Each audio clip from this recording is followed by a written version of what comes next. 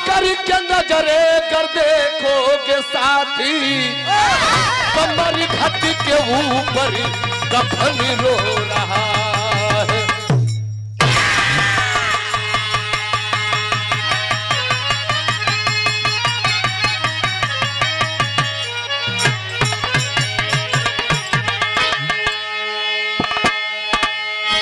आधा घंटा 35 मिनट का बिरहा बा, ध्यान से बिरहा के सुनल जाओ। बलिया कबीर कौन था वीर?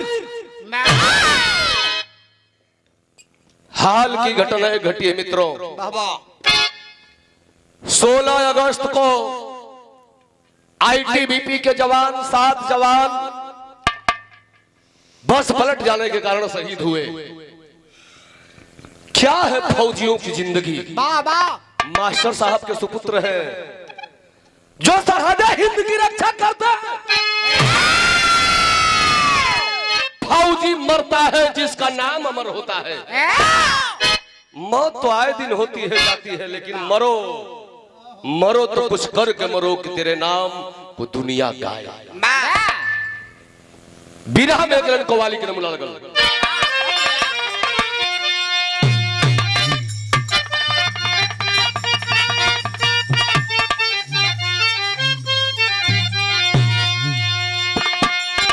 कोनो मासूका बाजौना के अपना सूरत बहुत घमंड बा, मैं बहुत खूबसूरत हूँ। वो अपने आशिक से कह रही है मैं नाचे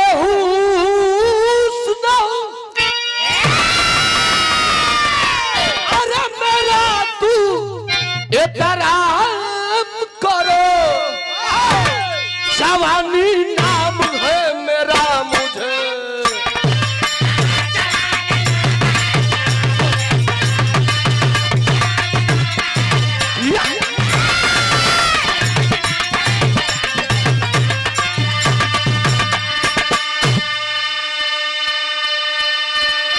लेकिन वो आशिक भी प्रधान जी कम नहीं थे।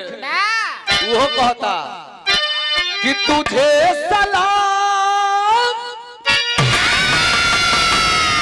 करूंगा मगर एक काम करो, तू अपनी मस्त जवानी हमारे ना।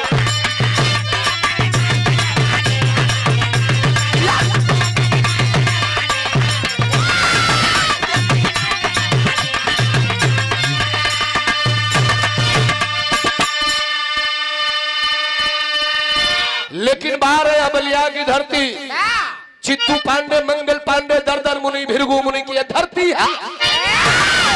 वीर सौरूल और खानदानी की धरती है।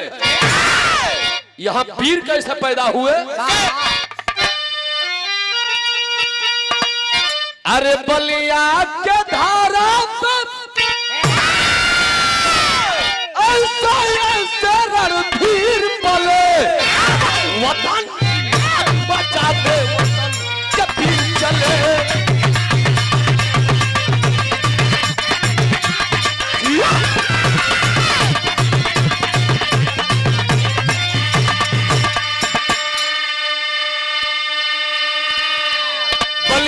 धरती पर ऐसे ऐसे रणधीर पले, वतन की लाज बचाने वतन के वीर चले।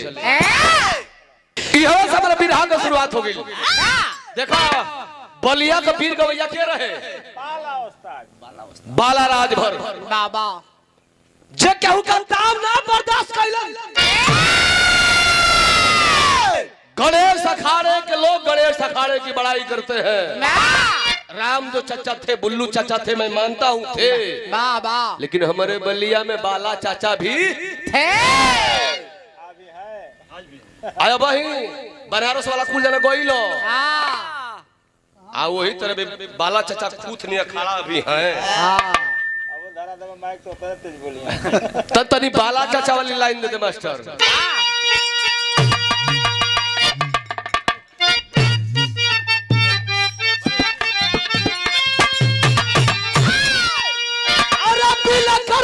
जननी बहा रही थी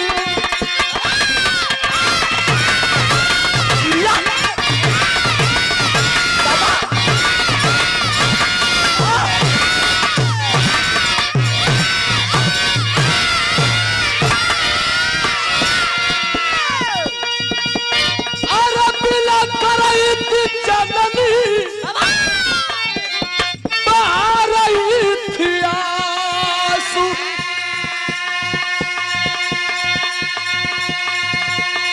अरे कटारुआ फादर पर कैसे रखेंगी ये काबू, बजेगा कैसे सरगम संगीत भी संगीन हुआ। देख के दुर्दशा हिमालय भी गंभीर हुआ। शकर सुबास भगत अब्दुल जवान हुए, वतन के खातिर अपने वतन के कुर्बान हुए। जिंदा को मिला गोली मुर्दा को तो फूल माला, जिंदा को मिला गोली मुर्दा को तो फूल माला। कहाँ है याद खोया यशोदा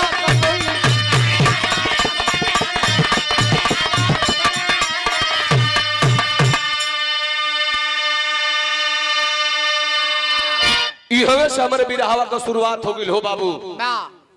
कहानी केकर बा कैसन बा बिरहा में विदेशिया का भाव लग गई।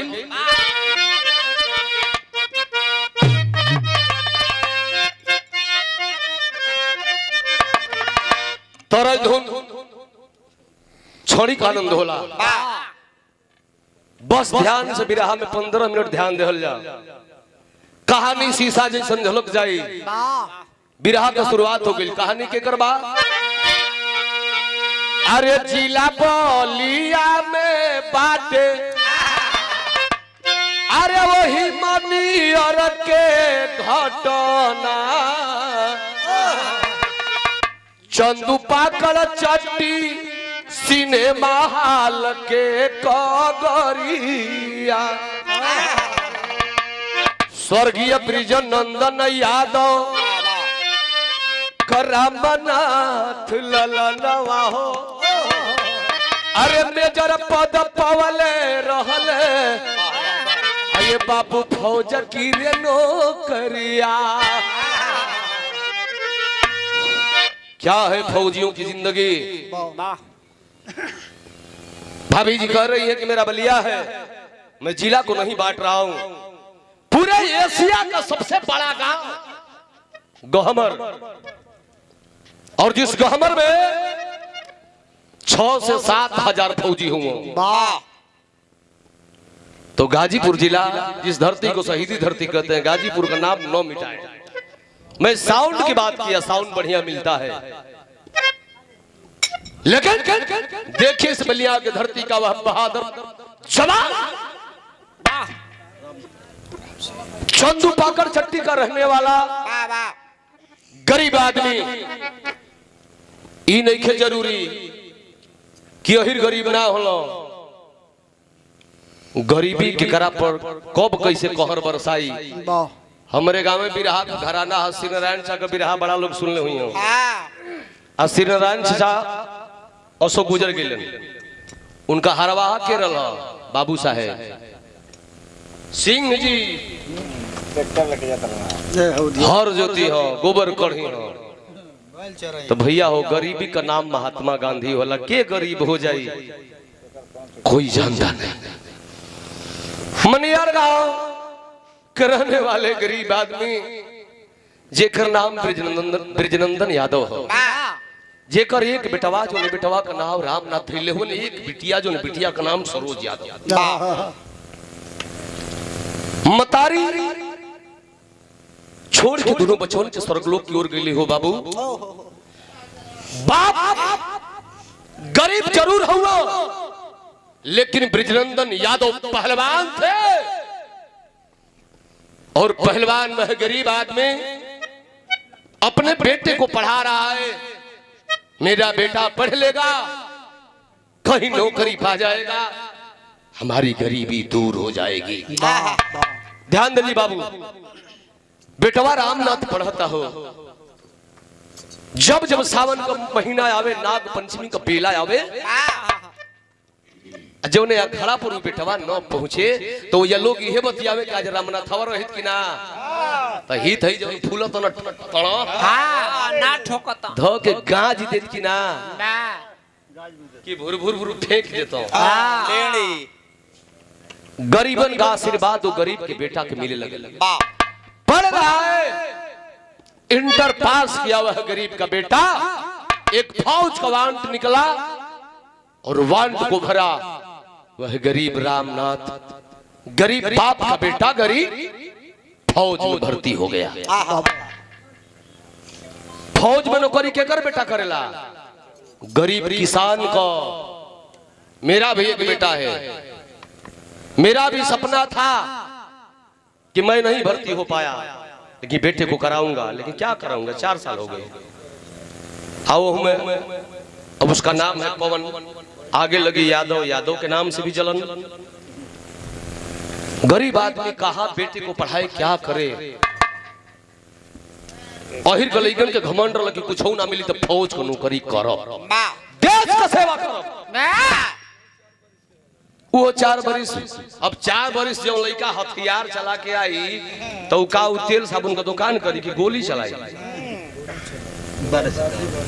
8 बरिस तैयारी के 4 बरिस भैया हो, देखिए वो गरीब का बेटा भर्ती हुआ, नौकरी कर रहा है, धीरे धीरे धीरे समय बीतल। अच्छा आज के जमाने में जेकर लड़का फौज में भर्ती हो जा तो तिलकहरू का लाइन तो हाई दे लगत हो, तिलकहरू होइलन। रामनाथ को शादी भइल, समय धीरे धीरे बीतत बा हो भैया। जब समय बीतल, एक दिन वह रामनाथ यादव बढ़िया से अपने देश का सेवा करत बा, धीरे धीरे उसका प्रमोशन होता गया, वह सूबेदार मेजर के पद पर पहुंचा। वह बलिया का लाल सूबेदार मेजर जब बना तो पार्टी दे रहा है, पार्टी भैया हो। एगो फौजिया में बोतल आवे, पहला हमारा बड़का भैया फौजी हो तो पहला एगो बोतल ले आवस जोन हाड़ी नहीं गोल रहे कांच वाला। इतना भैया लोग बिरहा सुनत रहे हमारी पार्टी में केना बाड़न, उजान तड़ी के हमारे पार्टी में जय सुहल दे बड़ा, हमारे पार्टी में जय सुहल, लेकिन ये आदमी है समझवादी कटा। शारदानंद अंचल जी का एकदम चेला साफ रहलो एकदम, और वही परिवार से रिश्ता भी हो, और राजभर भले हैं लेकिन पेशा से भट्ठा माली, धंधा दूसर है लेकिन थोड़ा लेता है लेता। तो पहला में भैया ले उस बोतलवा तो ई कौन से एक आदमी बोतल भले कंटे सवे रहे, लेकिन एक आध पे चाहे तो ओके हम खोली तो जानता लोग हड़िया वाला बोतलवा कैसे आवाज करे, वाह वाह वाह निकलला पर, अरे वाह हमारे भाई आओ गिलासियों में गिरोला पर आवाज करे। पानी मिलाओ अनुरुद्ध भाई, पार्टी दे रहा है मेजर दारू के नशा में जब कुल सिपाही दूध भइलन हां रंगीन बात होखे लगल, बड़ा कचक्का तर्ज बा।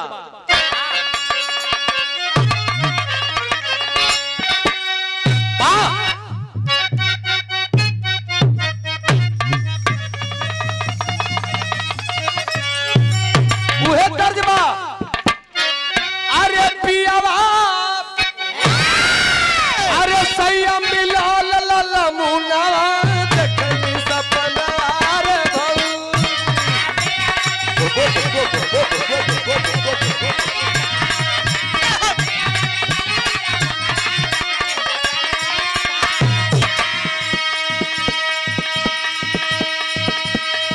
लेकिन बारह बलिया का बहादुर कह रहा है वो फौजी मेजर, अरे बोले पहलवान कई छानवा सुनीला कहनवा ये पीरना।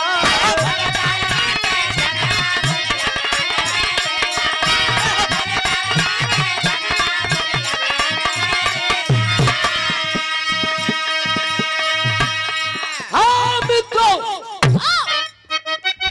जब तक मैं अपने गांव में था तो हमके लोग क्या कहे, अरे कोई पहलवानी जंगल का हुआ जवान हो।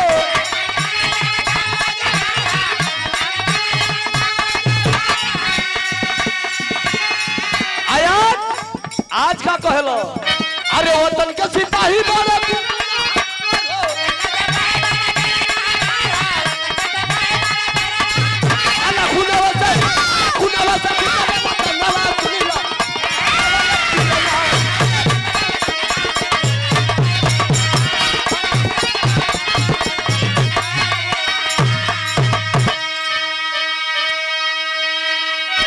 मर जाऊंगा मिट जाऊंगा इस हिंदुस्तान के लिए, लेकिन यह बागी बलिया का बहादुर अपने कदम को पीछे नहीं हटा सकता है। बिरहा सुनने वाले भैया बाबू बिरहा से ध्यान नहीं हटाएंगे। वह जवान बलिया की बड़ाई कर रहा है बॉर्डर पर। अच्छा तो वही में विनोद यादव नाम का लड़का था, कहां का रहने वाला, गहमर का। खड़ा हो गया फौजी, चले मेजर साहब बलिया वाला। अच्छा तू हमेशा जान का बाजी लगावे कहा है, बोला तोहरो में तो हीरे को खून हो, येहू जो हीरे को खून हो, काहे तो ना तोहरा में गर्मी हो। मेजर रामनाथ यादव बोला, रे मित्र मेरे अंदर जुनून है, ये वर्दी मैं इसलिए धारण किया हूं कि सरहद हिंद की रक्षा करूंगा। कलश के साहब रक्षा तो हमें भी करनी है, वर्दी मैं भी पहना हूं। अच्छा ये बतावा मेजर साहब किस यही हम होती तो हाँ लड़का लड़की कगो हूं सो। मेजर साहब कहला कि एक भी नहीं। विनोदवा का तब यही से न कहल जाला कि आगे नाथ न पीछे पगा, खाई मोटाई के भैला गदा। तू ना जान का बाजी लगाई तो के लगाई। ए साहब बुरा न मानिएगा, मेरा एक बेटा है 4 वर्ष का, एक बेटी है 1 वर्ष की। लड़का रोज फोन कर ला, पापा घर कब आओगे। साहब जितना बड़रवा का रक्षा करेगा ना उतने परिवारों का रक्षा करेगा। लेकिन साहब आप का करतनी कितना दिन हो गए बियाह भइले। बलिया जिला का वीर हई, बलिया जिला का पूजमान देवी बोहा का ब्रह्माइन मंगला भवानी, जहाँ देश विदेश के लोग आवेला अचरा पसार के भिक्षा मांगेला, माई लोग मुराद पुरावेली। अब तो मेजर साहब लगलो झरझर झरझर रोवे। कल के विनोद तुम मजाक कर रहे हैं, बेटा बेटी पैदा करना ये मालिक की देन हुआ करती है, कोई करता नहीं, भगवान जी के दिलों के खूब दिलो। कलश की हो त घरवा जइबे ना करबो त लइका के कर होई किसे रिमोट से।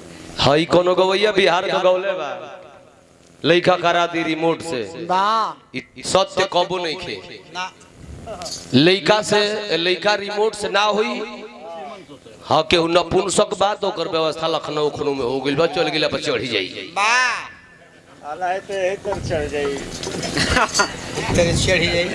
और रिमोट से गाड़ी चल सकेले, टीवी चल सकेले, लेकिन जीव रिमोट से ना पड़ी। पैंट कुर्ता खुल सकता, हाँ वो खुल जाएगा, जीव नहीं पड़ सकता है रिमोट से। ये भैया आखिरकार कलश के साहब रोवा मत, तू छुट्टी ले लो। मेजर साहब छुट्टी ले लो, चल जा बलिया। 1 महीना ना ये महाराज जाके 2 महीना छुट्टिया हपच के लेके जा ना। ये घरी केराई गदराई लई उख पेरात हुई आ घुघुनी रस घींचो की आखिरकार वह मेजर साहब छुट्टी लिए चंदू पाकड़ चट्टी मनिया रहिलन ह 2 महीना बढ़िया से छुट्टी बितौला बढ़िया से सुई दवाई मेहरारू करौला बोहा के बरमाइन माई तक गइल हमारा गांव अमवा के सती माई तक गइलन मंगला भवानी तक गइलन जे जे जहां जहां कहल गइल पर प्रसादी मनल आ 2 महीना छुट्टी बिता के जब ड्यूटी पर गइलन 1 महीना औरी बीत गई आ तबले घरवा से मलकाइन का फोन जाता ए जी हाय देखी ना आलूया का तरकारिया खाता नहीं तो हुली बरतिया इहो बात बड़ी चलो बस बस जय बुआ का बरमाइन माई कम से कुछ दियालू हमारी खुश तो भइलू ए भैया आखिर धीरे धीरे ये नियो दिन गिराता उन्हीं फौजी मेजर भी गिनत हुआ 9 महीना बीते वाला हाथ भइल का एकलन तर्जबा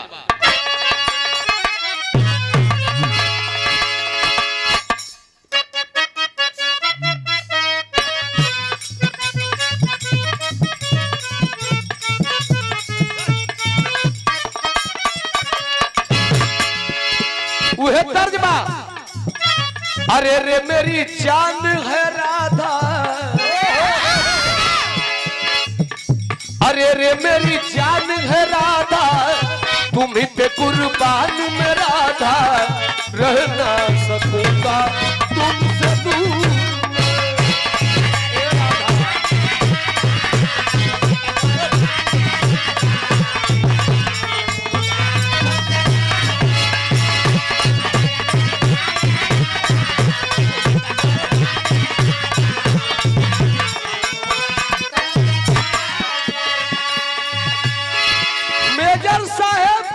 ड्यूटी दे रहे घरवा से फोन जाता हो बाबू मोबाइलिया पर घंटी बजत बा लेकिन बाहर है फौज की नौकरी मेजर साहब उस फोन को नहीं उठा पा रहे हैं फोन उठौना जब क्वार्टर पर अइलन हो फोन उठौना हेलो हेलो हेलो बोलो टावरवा कटत रे के हो हां मामा हम श्री कुमारवा बोलत तनी का रे श्री कुमार तो भैनवा बतावत रामनाथ का बतौलस ए मामा खुशी में भइले परानी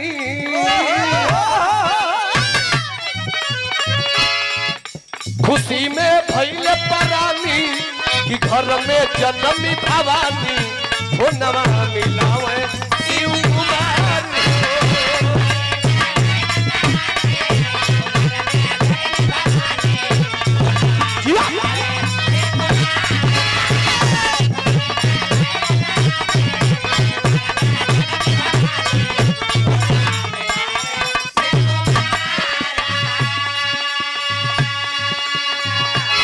मामा मामी का ना मामी का लड़की भइल बे कल करे लड़की भइल हमार मर्द में गिनती भइल हमार पत्थरे पर डूब जामन घर में हमारा लक्ष्मी का बास भइल आ तोर बोलिया काहे लटपटा थे रे जना तो तू ही दहेजवा देबे का करे कलश की मामा वो बात नहीं खे उमूर में पड़ गई बिया कल रे पागल कि कुल पंडित लोग का प्रेरणा वो लोग का लइका लेके मुर में ना पड़ना से खाली हिरन का ढेर पड़ना से हां ऐसे के त छिनावा लेबे त बा अच्छा मुरहवा कही आ रे हां 9 मार्च के मामा आ पंडित जी कल हो के करी बाबू के बुलावे के पड़ी कल के हम बुझत नहीं तोहनी करा बस कम दक्षिण दे बस आए गरी के पंडित जी लोग शौकीन होके मला खामा को बुझो तो कि आई तक को पहनाए वाली बोतल दे दे ए शिकुमार ना हो तो हम खामा भेज देबे का तो ना हो तो तू ही मुरहो पुजवा ली है ऐसे कि हम फौजी जवान बा बाजा पर ड्यूटी बा आए दिन सरहद पर पाकिस्तानी रोज पर रोज हर रोज बम बारूद लेके हिंदुस्तान में चढ़ाई के लिए चाहता है कलश की मामा मने मजाक करके हमें मिल ली हाँ मामी से मजाक कटल तू आ सजा भोगी सी कुमारवा ई ना होई तो अरे दाढ़ी मुछ छिलाई कपार हमार ना छिलाई भाई कहल के अच्छा ठीक बा चल हम आई कहिया आई एगो काम कर दी बुचिया के 27 में बीजे लाल यादव को अब मीरा मूर्ति को बिरहा कर दी खाना बफर सिस्टम पूरा क्षेत्र के न्योता दे दिए ई के हुना कहे कि रामनाथवा मेजर हो गई तो कंजूसड़ा बा लड़की हो गई तो पोछ छोरावता न्योता सबके दे दिए सो हम बुचिया के 27 में कहिया आई मेजर साहब बताओ तो का बताओ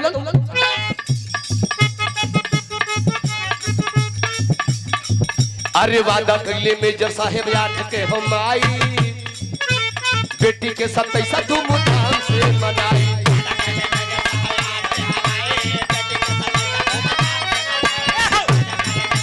अरे मेजर वाली वर्दी है मेजर साहब कहला कि श्री कुमार मैं 8 तारीख को आऊंगा और 9 तारीख को बेटी का छठिहार धूमधाम से मनाऊंगा दोनों रिफोन रखाई हेतरा भैया लोग बिरहा सुनत सच्चाई बताओ थी भैया आपके गांव को वो बिछाओ में जहाँ स्कूलवा में जहाँ हम गाड़ी खड़ा कर लिए पार्टी वालों के हमारे का 2 जना तनी फ्रेश फ्रेश होत रहा एक जना रहा स्विफ्ट डिजायर से उनमें 4-5 जना रहा जगह हम ढेर पहनाई लला तो उन्हीं से उन्दारा हो 4-5 में हम कहले भाई के हो सके हलचल मजाक करत हो तो हमहू कजने होई अब उतर गए क्यों ना रे अरे कहता रे हम कहले अरे नमस्कार मैं भी उतने नशे में हूँ तो भैया राम केवल हम कहले अच्छा ठीक है तो भैया ये नशा में केहू के पिए कर कुछ खोई दी हो आखिरकार मेजर साहब भयने के सांत्वना दिलन हो ओकरे बाद वह मेजर रामनाथ यादव एक पत्र लिखा और गया कहा वह 11वीं का जवान किसके पास पहुंचा अपने अधिकारी के पास हेडक्वार्टर पत्र को पकड़ाया सर मुझे छुट्टी चाहिए अधिकारी पत्र को जब देखल हमारे भाई फौजी लोग बैठे आर्मी मैन हैं सबसे जबरदस्त ड्यूटी आर्मी मैन की अधिकारी डांट कर बोला बे लड़का कैसा पत्र दे रहे हो कलश की सर 36 बरस मेरी उम्र हो गई और भगवान ने मुझे एक बेटी दिया है जिस बेटी का 9 मार्च के दिन है सर मुझे घर जाना होगा बुलावा आया है संदेशा आया है अधिकारी बोलो तुम पाकिस्तानियों से डर रहे हो अरे अरे अरे तुम तो कहते हो कि मैं बागी बलिया का वीर हूं और आज घर जाने की बात कर रहा है नहीं अभी नहीं कौ तारीख को 27 है तेरे बेटी का सर 9 मार्च को अधिकारी बोला 3 तारीख है अभी कई दिन है 2 दिन पहले भी छुट्टी दूंगा तू जा सकता है 25 जवानों की टोली बना लो और एक तुम मेजर हो 26 जवान चले जाओ पहाड़ी की ओर पाकिस्तानियों से मुंह तोड़ जवाब करो ये कश्मीर मेरा है और मेरा रहेगा पाकिस्तानी घुसने न पाए हिंदुस्तान में बिरहा सुनने वाले भैया बाबू वह बलिया कबीर घर आना चाहता था लेकिन बाहर फौज की नौकरी नहीं आ पाया भैल का बिरहा में तेरी का भाव लगे बाबू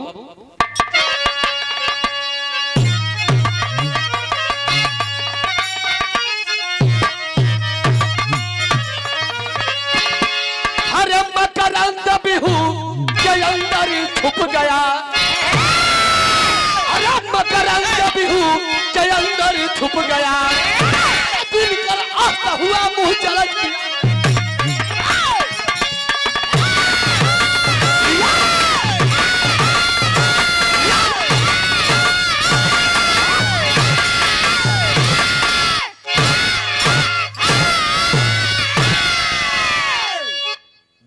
कर अस्त हुआ मुँह जलज किया है बंद, मकरंद बिहू के अंदर छुप गया वारे फौज की नौकरी। अधिकारी बोल रहा है तुझे नहीं जाना है, तू पाकिस्तानियों से डर रहा है। जवान बोला कि नहीं सर, मैं पाकिस्तानियों से डर नहीं रहा हूं, मैं बागी बलिया कबीर हूं। और डरने की बात कर रहे हैं, तुम्हें डरने वाला नहीं। अधिकारी बोला कि डर रहा है, ख्याल कर उस दिन को जिस दिन तूने इस वर्दी को धारण किया था, कसम खाया था कि वर्दी ही मेरी माँ है, वर्दी ही मेरी बहन है, वर्दी ही मेरा बेटा है, वर्दी ही मेरी बेटी है। तूने वर्दी को सब कुछ बतला करके बलिया वाले उस वर्दी को पहनाए, उसकी तो लाज रख। बहादुर फौजी कहा कि सर मेरे वर्दी को कलंकित मत कीजिए, मेरे वर्दी और मेरी राइफल सर यही रह जाएगी। एक बाप का दिल अपने बेटे के सतीसा में जाने की बात कर रहा है, मेरी वर्दी और मेरी राइफल नहीं। जैसा आदेश हो साहब मैं पूरा करूंगा। 26 जवानों की टोली बना लिया बलिया कबीर और लेकर चला है पहाड़ी की ओर बिरहा चढ़ी।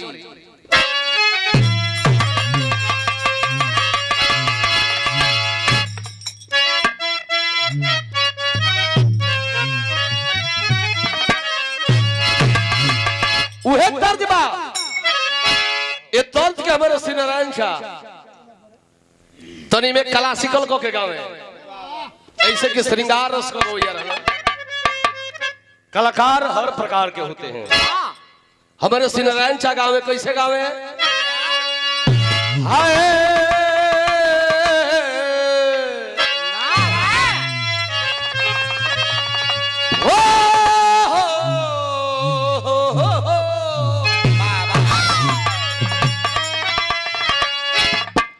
माता हो ललन दैदा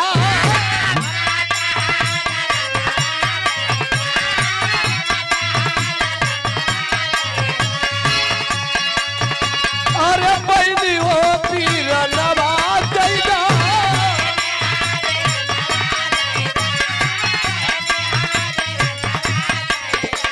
अरे सीमा पर लारे बाते अरे कोदिया के सुगंधवा दैदा माता हो ललनवा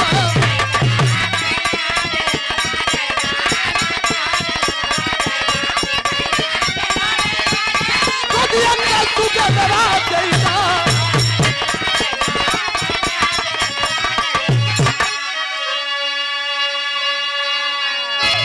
अरे त चलल पा जवानवा बाबी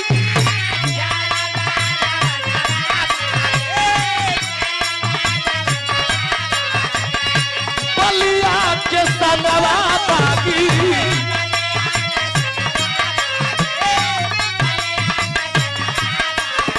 अरे कोई से के चाही हमारे अरे जवानवा के सनवा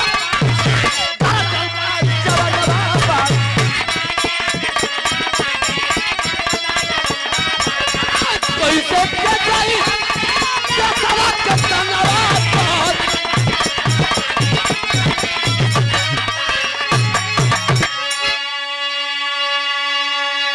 25 जवानों को लेकर चला है वह मेजर, जवानों को समझा रहा है मित्रों मैं आगे आगे चल रहा हूं, तुम 25 जवान मेरे पीछे से कदम मिलाकर चलोगे। अगर 25 जवानों में से किसी ने भागने की कोशिश की तो मैं बलिया कबीर हूं, कसम खा रहा हूं कि दौड़ा दौड़ा कर गोलियां मारूंगा। जवानों को समझा कर लेकर चला है पहाड़ी झाड़ी को लांघते हुए जवान मने मने इनकलाब जिंदाबाद का नारा लगाते हुए जवान जा रहे हैं। पहाड़ी झाड़ी में छुपे पाकिस्तानी आतंकवादी भैया पाकिस्तानी आतंकवादी खुफिया एजेंसी के द्वारा पता लगा लिए थे कि 26 जवान आ रहे हैं पहाड़ी के ओर। वही झड़िया में छिपल पाकिस्तानी हो बाबू, बेगर आवाज वाली राइफल, जना समर्पण खिच दिन करी। जवान जात हुआ पाकिस्तानी 25 जवानों को निशाने पर लिए 25 पाकिस्तानी, और जवान बढ़ रहे हैं। भारी बारी से 25 जवानों की हत्या हुई पाकिस्तानियों के द्वारा। जवान बहादुर मेजर वो जा रहा है आगे आगे, पीछे से जवानों की आवाज न मिलने के बाद वह वीर जब पीछे को मुड़कर देखा तो उसके 25 भाई फौजी हिंदुस्तानी गायब।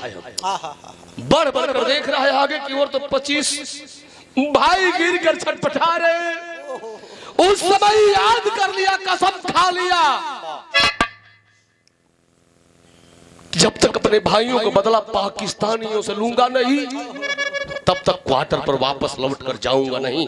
वह फौजी, वह मेजर, वह पहलवान बलिया का सोच रहा है। क्या सोच रहा है? क्या? हाँ भैया।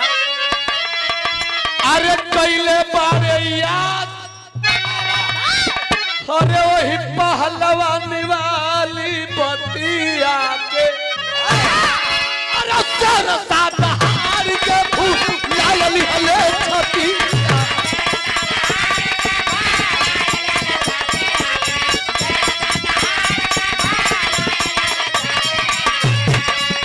कैले बारे लगवा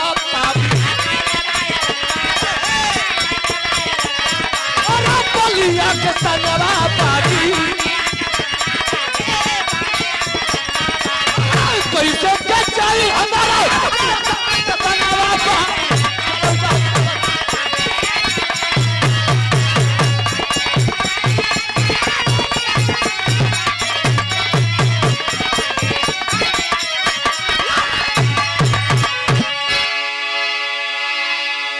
उठा लिया वह वीर स्टैंड गन को और देख रहा है कि पहाड़ी के ऊपर पाकिस्तानी कुछ हथियार लेकर खड़े हैं। साध लिया निशाना वह बलिया कबीर, और साध कर निशाना 4 पाकिस्तानियों को मारा। 4 पाकिस्तानियों को जब मारा तो पाकिस्तानी अधिकारी यंत्र के द्वारा नीचे का निरीक्षण किया तो उस निरीक्षण में हिंदुस्तान का एक फौजी दिखाई देता है। वह आदेश कर दिया पहाड़ी के ऊपर से, चलाओ गोली, आए जवानों। कोई एक हिंदुस्तान का है जवान जो 4 पाकिस्तानियों को मार दिया, पहाड़ी से चलाओ गोली। बिरहा सुनने वाले भैया बाबू, हिंदुस्तान बलिया का शेर एक और भेड़िया अनेक। शेर एक है, भेड़िया अनेक है, लेकिन उस बलिया के वीर की हालत क्या है? हमें से तो बिरहा मोड़ ले सो बाबू। बिरहा में विदेशिया का भाव लगे।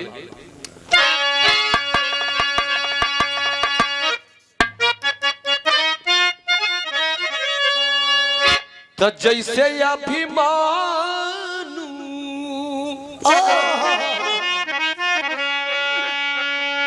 चक्र पीहू में गहराई गईले, ओइसे गहराई गईले ए बाबू हमारा पीराना।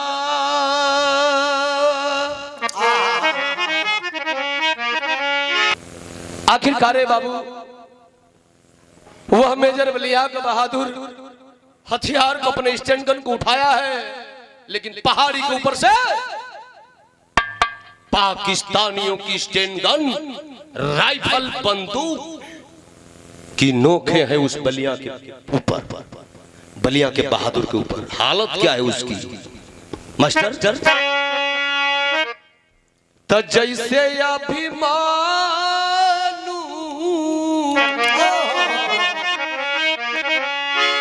चक्र पीहू में घेराई गईले, अरे वैसे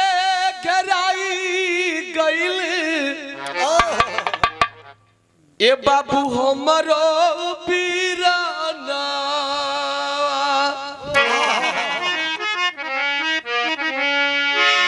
तब बोले इनकलाबी बोली, अरे बोले इनकलाबी बोली तौले नियसी नवई में गोला गल गोली धरती पगिरी गईल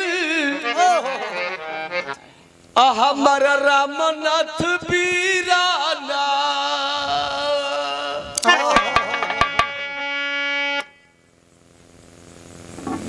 पाकिस्तानियों की एक सनसनाती हुई गोली चली है मित्रों, 12 फौज की नौकरी और फौजी जवानों की जिंदगी। सनसनाती हुई गोली चली, बाएं साइड से रामनाथ की कलेजे को छेदती हुई बाहर निकल गई। जवान जमीन पर गिर पड़ा, सांस रुकने वाली है, दम टूटने वाला है। तब तक उस जवान के दिमाग में एक बात याद आई, मेरे घर 9 मार्च को मेरे बेटी की 27 है, मैं शहीद हो जाऊंगा, फिर मेरी बेटी कैसे समझेगी कि मेरा बाप मेरे 27 में क्यों नहीं आया था। बिरहा सुनने वाले भैया बाबू, वह जवान अपने पॉकेट से डायरी निकाला, पेन निकाला और अपने बेटी के लिए एक पत्र लिख रहा है, बेटी जब तुम बड़ी हो जाना ना तो इस अपने अभागे बाप के पत्र को पढ़ लेना रे पगली, कि तेरा बाप तेरे 27 में क्यों नहीं आया था। वो फौजी, वह मेजर अपने बेटे के लिए पत्र लिख रहा है। बिरहा सुनने वाले भैया बाबू, खाली खता बिरहा फिर मोड़ लेता बाबू।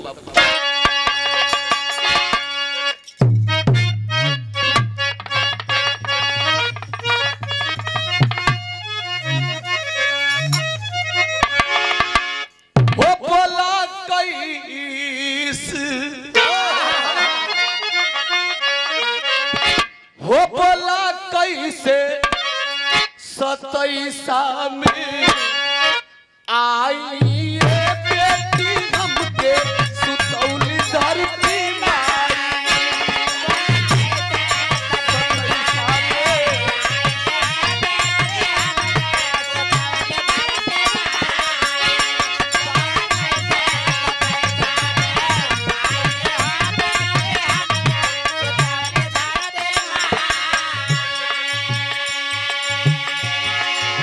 बेटी हमके क्षमा कर दिए रे बेटी, हमके क्षमा कर दिए, तोर बाप शहीद होके जाता रे बेटी।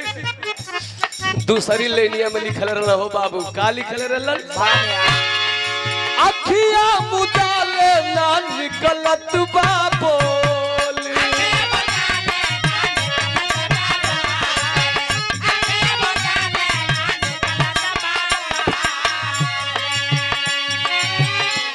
अरे किनले की नात नहीं खला गल बोली,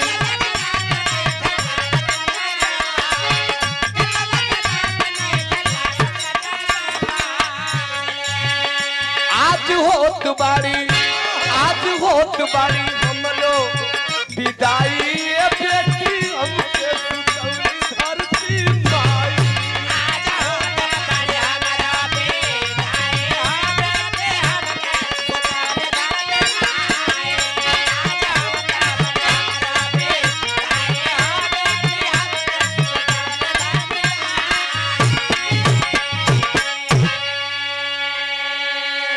बिरहा सुनने वाले भैया बाबू, इतना ही बात वह जवान उस डायरी पर लिख पाया था, तब तक उस जवान की कलम उस डायरी पर ही रुक गई।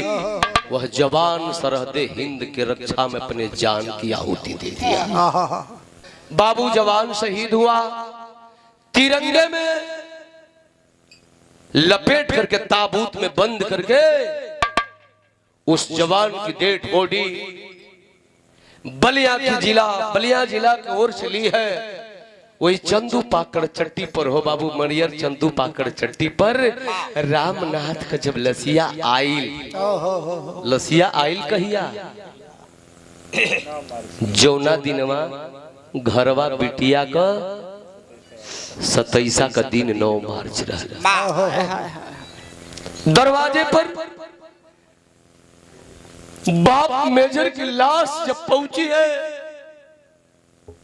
जिस बेटी का 27 है, फौजी जवान लेकर पहुंचे। खबर तो मिल गई है, पहले खबर नहीं मिलती थी लेकिन अब मिल जा रही है। खबर तो मिल गई थी कि रामनाथ यादव शहीद हो गए, लेकिन उनकर औरत रामनाथ यादव का औरत सविता यादव बेटी के पलंगरी पर सुता के हो बाबू भागल बहरवा आई। फौजी जवान खड़ा होगा, लोगन के भीड़ लगल बा। हाथ जोड़ के पूछा थे फौजी जवान से, भैया इस बक्से में क्या है भैया? एक फौजी जवान आंख से आंसू बहाता हुआ बताया, बहन इस बक्से के अंदर तेरा सिंदूर है, और बहन तेरा सिंदूर इस देश के काम आया। आवाज हो गई, कहती है नहीं, मुझे अभी विश्वास नहीं है कि मेरा सिंदूर शहीद हो गया। अगर इसमें मेरा सिंदूर है तो बक्से को खोला जाए। अगर मेरे पति के सीने में गोली लगी होगी तो मैं यह विश्वास करूंगी कि मेरा सिंदूर अमर हो गया। अगर मेरे पति के पीठ में गोली लगी होगी तो मैं यह समझूंगी कि मेरा सिंदूर भाग रहा था और पाकिस्तानी दौड़ा कर गोली मारे हैं। लेकिन बिरहा सुनने वाले भैया बाबू, सबसे पहली गोली लगी थी रामनाथ के सीने में, तो सामने से लगी थी। कलेजे पर पत्थर रख करके संतोष कर लेती है। लेकिन जो समय घरवा में कोई लो बाबू बेटी के जब उठौला से तो कहल जाला कि अमृत का धार के हो कितना पियाई हो भैया, ये गुमाई भी ना, आ कैसे करे जवा जुड़ाई हो भैया, ये गुमाई भी ना। माई अपने बेटी के उठौले रामनाथ के लसिया के लगवा लेके आई हो बाबू, उनके छतिया पर सुता के ठोक ठोक के अपने फौजी मेजर सैया के जगावत के सैया हमारा के तो कोने का बिलार बना के सैया रुआ चल गई। एक बार सैया अखिया खोल के टुअरी बिटिया कोरिया देख लेता हो सैया के तोरे टुअरी बिटिया कन्हैया कोने घाटे लगी हो सैया, कोने घाटे लगी। रोत बा कहत बा हमरे बिरहा का आखिरी तर्जबा।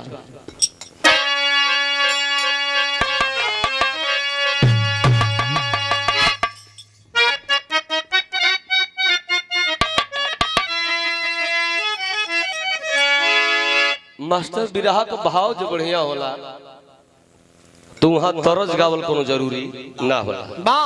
रो रही है रामनाथ यादव की दुल्हन और अपने पति के लाश से कह रही है कि रोवे मैया नवाब सैया कधाई के चरणवा,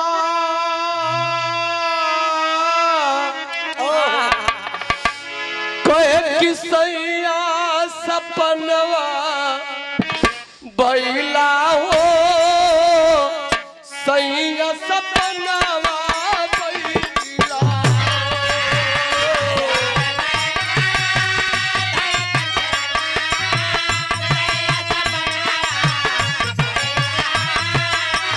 सैया सपनवा बैला।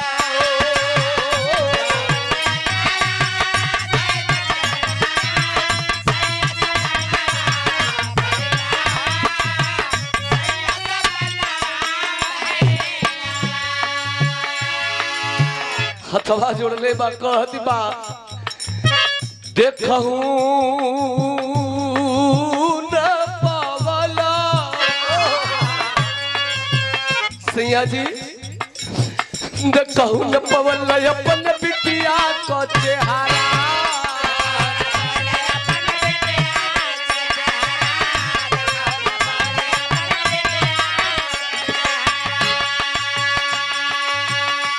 हे बरतिया तो के बाधी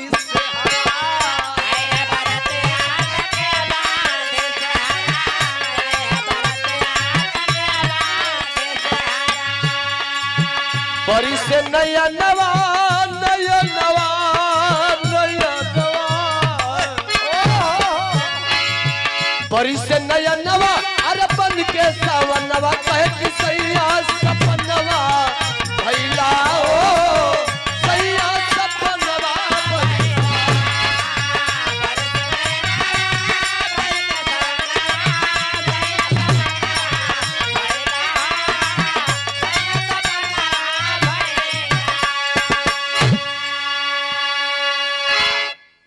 वह जवान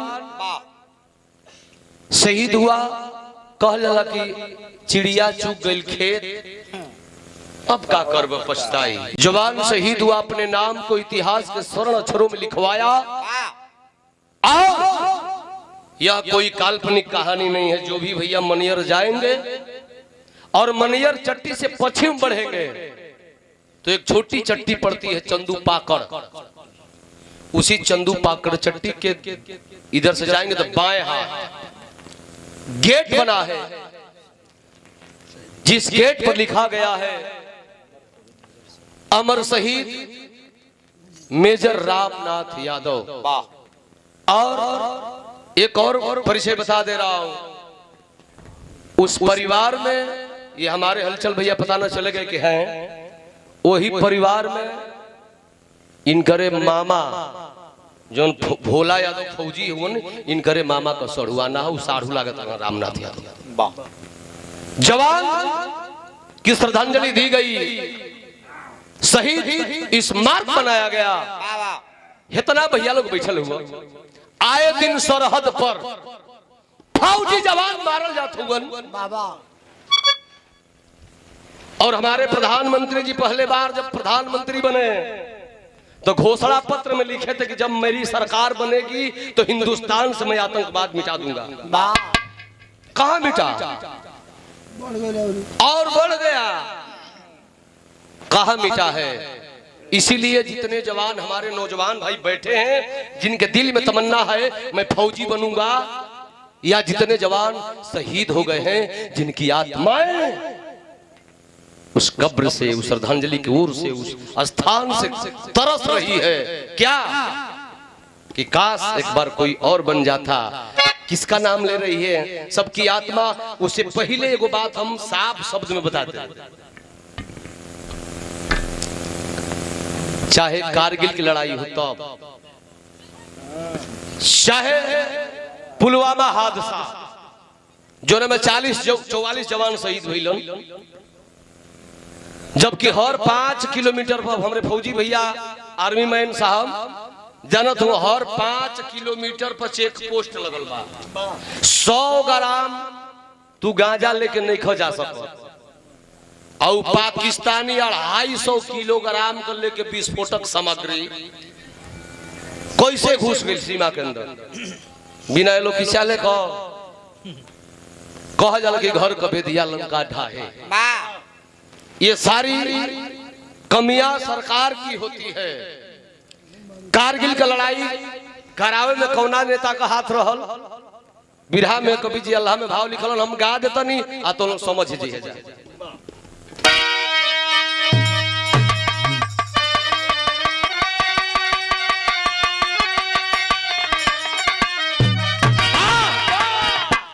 तो चवन देशवा के बाती पापी होई बाबू,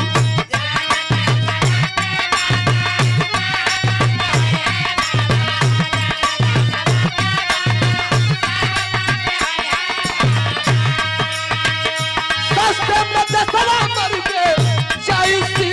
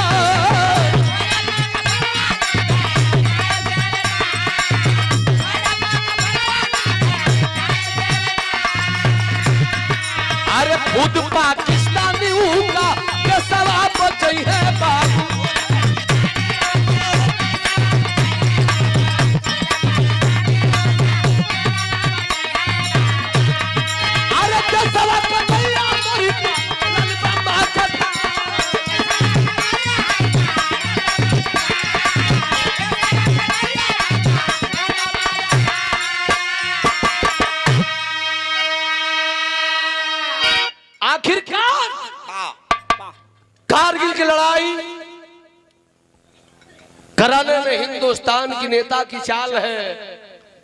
इनके अंदर क्या है? फूट डालो राज करो, फूट डालो और राज करो। अच्छा 5 किलो राशन दे दो। ये मोदिया नीक ना बा 5 किलो देता। सिलेंडर दे दिया फ्री में, सिलेंडर दे दिया फ्री में, भले 1200 से हो गई बा, 300 से 1200 हो गई।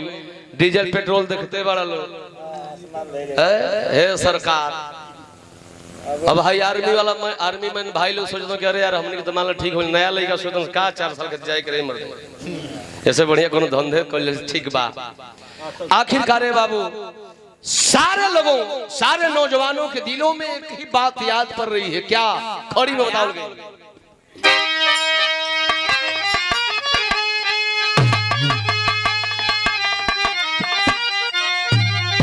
अरे रोवा नौजवान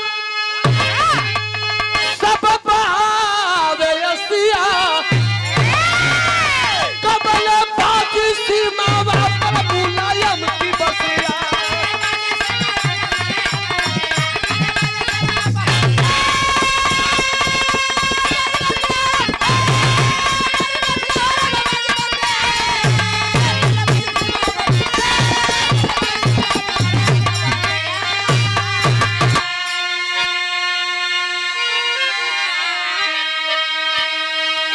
नौजवान कह रहे हैं कि काश एक बार रक्षा मंत्री बने थे हिंदुस्तान के माननीय मुलायम सिंह यादव जी।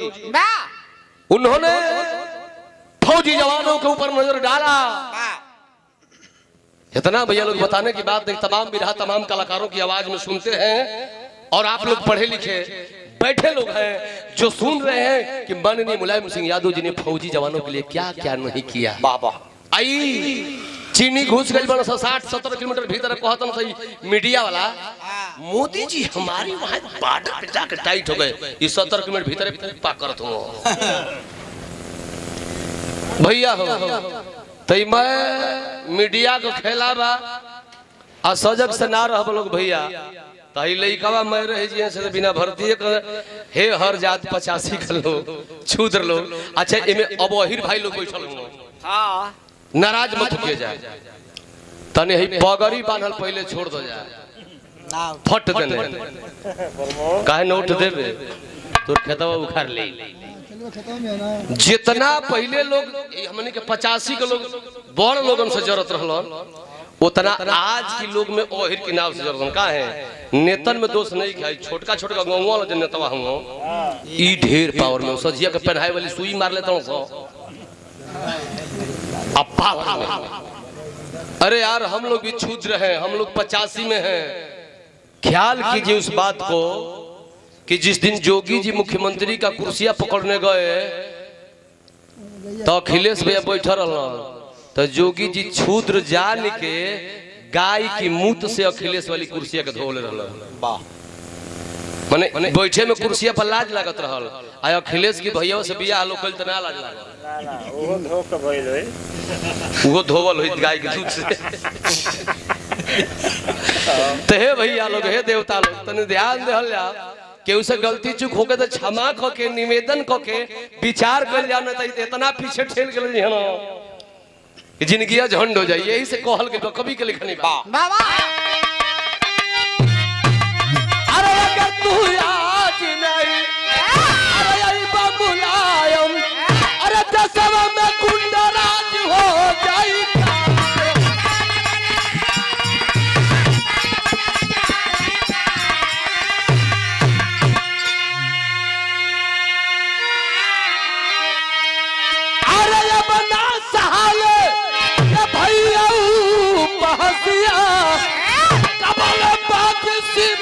पर बीरवन की बसिया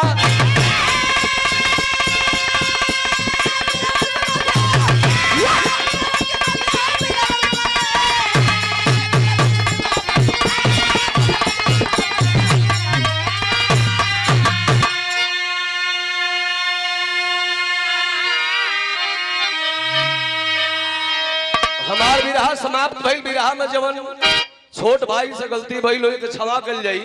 आखिरी भाव जय जखाड़ गुरु जद्दू लौटन की हरे फुलवारी श्री नारायण गंगा सागर मितवायोध बिहारी मकरंद बिहू के अंदर छुप गया यादव राम केवल बिरहा में पागल मकरंद